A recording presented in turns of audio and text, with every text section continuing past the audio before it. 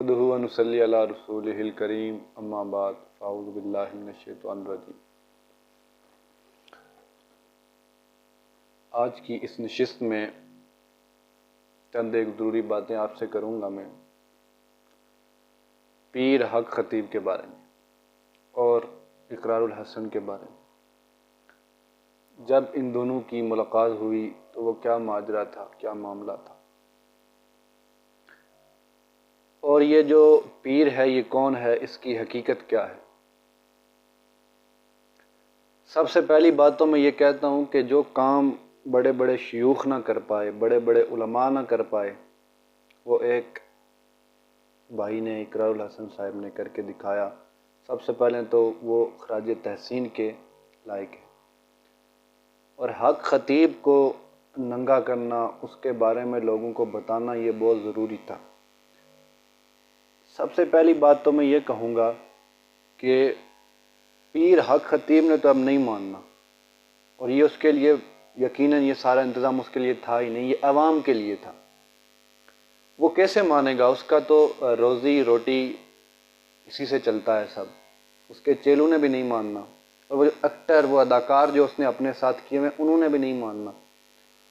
تو عوام کو یہ سمجھنا چاہیے کہ یہ پیر اور اس طرح کے جتنے بھی فراڈی پیر پورے پاکستان میں پائے جاتے ہیں وہ سب جھوٹے ہیں۔ یہی موقف، یہی نظریہ لے کے ہمارے شیوخ بھی چلے تھے، اور بعض 2 نمبر قسم کے جعلی ملاؤں نے، جو دین فروش ملا ہیں، انہوں نے ان کے خلاف بھی کیا۔ اور آج بھی کچھ ایسے لوگ ہیں جو کہہ رہے ہیں بھائی اقرار الحسن نے ٹھیک نہیں کیا، ایسا کیا، ویسا کیا۔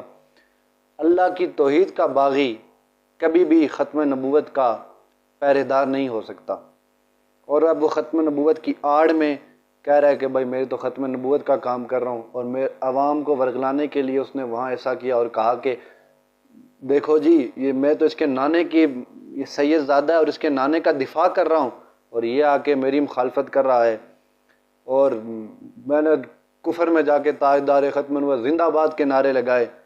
اور اس ختم نبوت کے نام پہ پیسہ کمانے والے بہت سے لوگ ہیں۔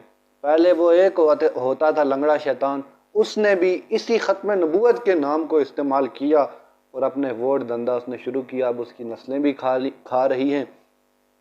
بھائی ختم نبوت پہ قربانی تو علماء دیوبند نے دی ہے، 10,000 نوجوان شہید ہوئے اسی ختم نبوت کے لیے۔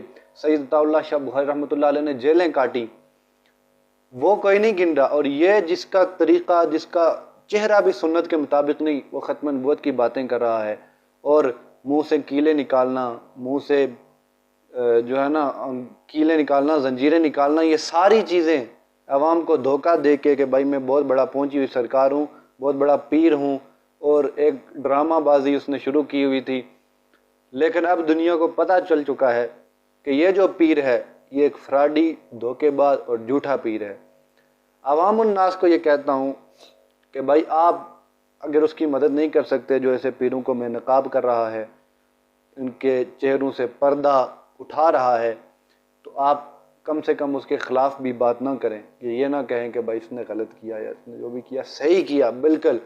اور ایسے جتنے بھی پیر پاکستان میں پائے جاتے ہیں جو اس حق خطیب کی طرح، حق خطیب اس نے نام رکھا ہے، حق خطیب یہ تو ہے نہیں، یہ باطل خطیب، اور وہ فراڈی 2 نمبر بے ایمان، اس خطیب کے جیسے جتنے بھی پیر ہیں، کوئی پیر شلوار شاہ، پیر دلہن شاہ، پیر فلانا شاہ، یہ گمراہی، یہ جہالت پاکستان میں اتنی عام ہو چکی ہے کہ ہر کوئی پیر بنا ہوا ہے۔ اور اس طرح جتنے بھی پیر ہیں سب کو بے نقاب ہونا چاہیے، چاہے وہ حق خطیب ہوں یا شلوار شاہ ہوں یا جو بھی شاہ ہوں۔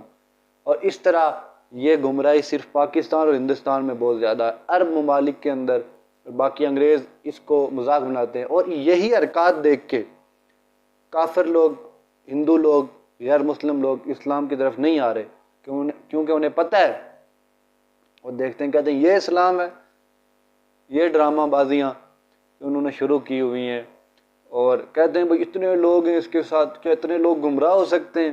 اتنے زیادہ عوام اس کے پاس آ رہی ہے، جا رہی ہے، سارے غلط ہیں۔